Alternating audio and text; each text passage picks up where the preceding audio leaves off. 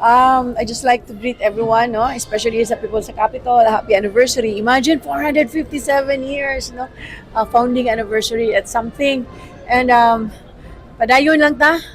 And the best is yet to come. Oh, we had a run, yeah, yesterday, and we have a whole month of activities, no, especially atong pasidungog sa pagtuo, and then may sopa, of course. Towards the end, the closing is the sopa. Bob, you've mentioned about the 2.9 million raised from the Mm. governor's run. Mm. Ang proceeds ani Gob, unsa nga mga grassroots programs ang atong iandam para sa province? Sa most of it would go sa program sa sports commission. Kaya naman sila yung mga grassroots events, no? So, ilan ang gamiton para sa mga feeding programs nila during the time na naa sila yung mga activities on the ground. So, at least ang mga bata, kung na mga events na naasad sila yung mapakaon. For me, personally, it's my sopa. Yeah, it's my sopa because that will be the time that I'll be able to tell the people in the province the accomplishment that we have done the past years. No? So, nang akong challenge karon kay ingon si ingon sila nga 1 hour ako no, but if you really have to do things one by one, ako amot masig mo sobra miya ni 1 hour oy sa kadaghan.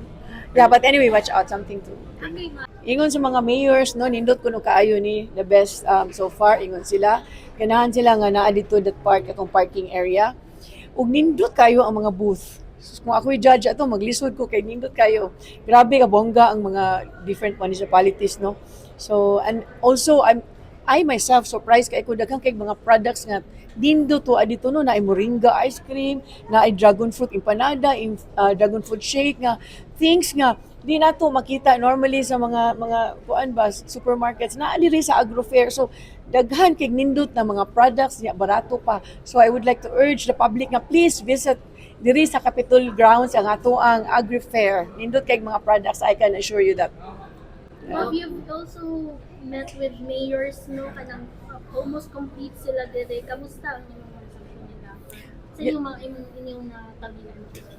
Yeah, it's really kuan good. Daghan kay nangapil sa tuang flag ceremony ganina, no. I'm really happy nga na they're showing support sa atong province, no. It's a show of unity. Nagkahiusa gyud tanan karon sa province, no. And this is a very good message to the people. Now we are here to work and serve you.